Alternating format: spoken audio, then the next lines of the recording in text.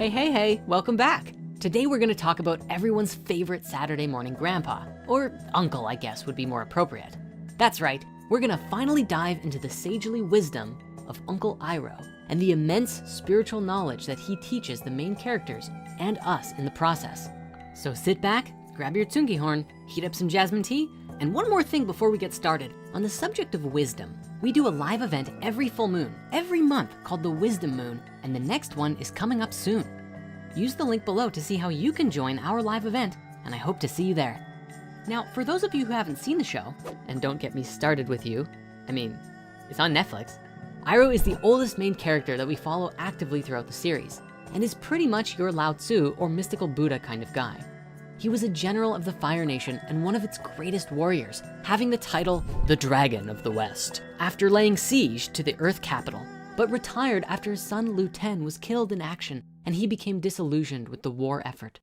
When we first meet him though, Iroh is introduced simply as the uncle of Zuko and acts as a father figure to him as well as a moral compass, giving him great advice, which Zuko often ignores, and accompanies him on his hunt for the Avatar, slowly teaching him to accept his true nature and become more in balance with himself. Despite the Fire Nation origin though, he's not actually a bad guy. In fact, he's probably one of the beating moral hearts of the show, who in stark contrast to Zuko, is easygoing, friendly, and dryly good-humored. Let's face it, aside from Sokka, he's probably at the top of the list for most people's favorite characters growing up. Seriously, when I'm old and gray, I wanna be just like Iroh, and Gandalf, and Dumbledore. Anyways, right from episode 1, we see Iroh's greatest virtue and wisdom, patience. Iroh doesn't really have it easy on the show, for in the beginning, Zuko treats him really poorly, ignoring his advice and shouting at him a fair bit. Yet Iroh is there for him no matter what, as he understands the importance of family and of being there for the people who matter, undoubtedly coming from the loss of his son. As the series progresses and he gets more screen time, we start to see the real wisdom behind his actions. But season 1 really sets his groundwork up as embodying patience, serenity, and mindfulness. Unlike most of the Fire Nation, he's a man who sees beauty in the simplest aspects of life, treating his self-imposed exile almost like an extended vacation to see the world. As Colin McCannon points out, Iroh is a great man, sure, but what makes him truly wise and believable is his journey. He didn't start out as a mystical Buddha with life all figured out. He was broken, having lost the thing that mattered most to him, his child.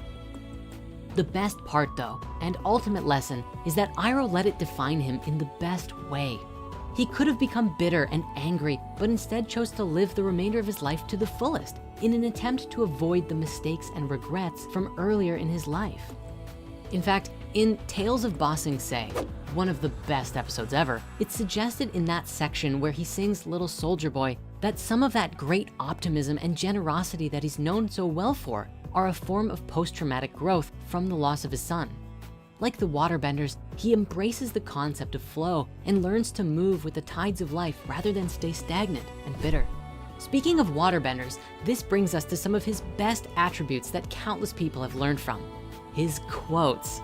Of everything. He's probably best known for his words of wisdom as he freely advises most of the characters throughout the series. One quote in particular is often brought up as one of his best. When teaching Zuko in season 2 about lightning bending, Iroh explains that it is important to draw wisdom from many different places.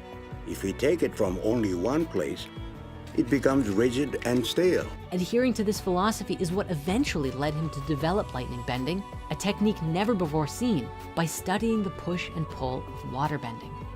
Equally, he tries to convince Zuko that understanding earthbending is just as important when he's firebending to develop a true understanding of the element, which amazingly, Zuko then carries on to Aang during his training later on. One of the best parts of season 3 is when we learn that Iroh lied about killing the last dragon to protect the ancient dragon masters Ren and Shaw, and even be their student. Through his compassion, he was able to drive his firebending powers from vitality, compassion, and life force, rather than from rage as most of his contemporary firebenders did, thereby gaining a power none of them had. For us, the wisdom is essentially the same when applied to any aspect of life. If you learn about something from only one source, then you'll pick up all of the biases and influence from that source and never form your own opinion. But if instead you look in different places for the inherent wisdom, you'll end up being a much more whole and balanced individual. I think Iroh's wisdom here stems from his understanding of the four nations as balancers of each other. His nature and the course of his life have brought him to a philosophy that embraces peacefulness, harmony, and mutual understanding rather than conflict. But what's more, it seems like he would much rather see the four nations live in mutual peace as opposed to a single Fire Nation rule, as each one brings something unique to the table. People often compare him to a Buddha-like figure. I think that a much better comparison is Budai, the Chinese monk who is often depicted as the fat or laughing Buddha, rather than Siddhartha himself. Ironically, despite his carefree and detached attitude, he is something of a hedonist in his old age. He likes fine pleasures, fancy tea, and seems to focus his life more around relaxation and fun than he does around helping Zuko find Aang or engage in his nation's nationalistic war. In fact, he often flirts with loads of girls in the series and is called handsome a couple of times. And he loves it. Maybe he watched our recent episode on materialism and took it to heart. Or perhaps more likely, maybe it's a natural result of his earlier years conquesting. His soul has been liberated from war, and now all he wants to be is jolly. Ironically though, despite his focus on pleasure and relaxation, he does remark that the best tea tastes delicious, whether it comes in a porcelain pot or a tin cup, implying that it's what's nurtured inside that truly matters. But he does also accidentally poison himself with a flower in that other episode too, so you win some, you lose some. The point is, like the kids of Avatar, he doesn't take himself too seriously and takes the time to have moments of quiet in the face of a decision. Now, I was kind of joking before about him being like a big kid, but the more you look at him, he really kind of is. And it's great. While many of the series' other major characters were maturing throughout the course of the show, and of course there's the 14-year-old warlord to boot, Iroh was already a changed man who already suffered tremendous loss and matured through it, reminding us that failure is simply a chance to start over anew, this time only wiser. Even when opening his tea shop, he points out that there's nothing wrong with a life of peace and prosperity, advising Zuko to abandon his quest for honor. But even then, he never forces him because he knows that it has to be Zuko's decision to understand that on his own. Speaking of starting things, remember earlier how we explained that Iroh liked to draw wisdom from all of the elements rather than just fire? A couple of fans have pointed out that his attitude towards tea is the perfect example of this. While Iroh's love of tea is often played for laughs, there's an underlying meaning and purpose, and to some extent, lesson behind his love for jasmine and ginseng tea that's not often talked about. In order to make an absolutely outstanding cup of tea, all four of the bending elements are required. You need clay for the teapots and cups, and the leaves as well. The water for the substance, fire to heat up the tea, and the air to blow on the hot tea to cool it so that you can drink it. And even if you leave it out to cool naturally, it would either get cold or be oversteeped. If you take just one element out, the tea is either impossible to make or worse without it. Iroh knew this, just as he knew that the only way to defeat the Fire Nation was for all four elements to work together. Iroh learned several things by watching other bending tribes. He knew that understanding others was the only way to be whole. Tea then is a perfect manifestation of these teachings. On the surface, Iroh's love of tea could be viewed as nothing more than a simple character trait, but it also serves as a representation of his spirituality and calming nature. In the context of achieving harmony and balance among the four nations, it's a lesson on the value of tolerance, balance, and listening that Uncle Iroh passed on to Zuko. And while this theory is kind of just Reddit headcanon, it's a deep and meaningful way to look at Iroh's love of tea in a new light.